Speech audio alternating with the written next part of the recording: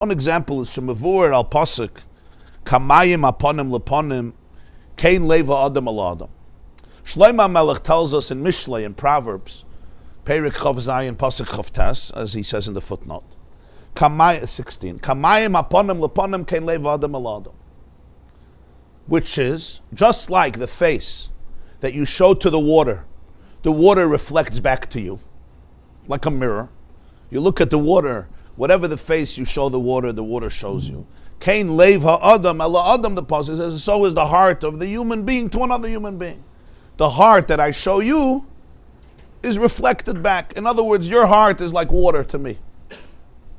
Kain leiv ha'adam ala adam. The heart that I give you, the heart that I show you, is mirrored back to me. That's what Shlomo Melech says. What's this teaching us? This is a teva. This is not something that you can change. This is a teva. When you hate somebody, let's do the positive. When you love somebody, when you give positive energy to a person, you push it, love somebody.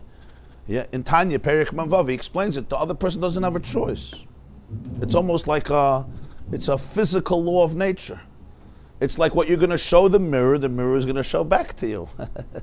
You don't have a choice. If you're going to smile, the mirror will smile. If you're not going to smile, if you're going to frown or show a sour face, azoyed and panim, that's what the mirror will be. The same is true with people. When you genuinely love another person, they almost don't have a choice. They think they may hate you, but beyond their choice, they're not going to have a choice. They're going to start loving you. Because their leiv is your mirror. So, Mele, if I show you a heart, it's showing the water, the face. That's the heart that I'm going to get back. Kain leiv el adam al adam. The kamoyisha etzleinu mutba. Just like by us, it's mutba. It's ingrained. It's nature. Sha'oisa midah shemisayir b'libei al zulasai. Misayir b'leiv zulasai gamkin ba'oisa midah atzma. That midah, that emotion, that attribute or characteristic that I have in my heart towards you, that same midah will now be triggered in your heart. That's why the greatest and most effective way of changing people is always changing yourself. It's not always intuitive, right? I want to change my children, I want to change my wife, I want to change my mother-in-law, I want to change this one, I want to change the world.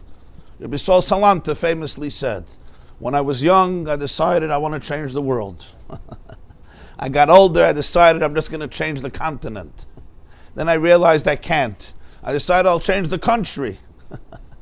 After a few years, I realized I'm not changing any country. I said, you know what? I'll just change my whole community. Didn't happen.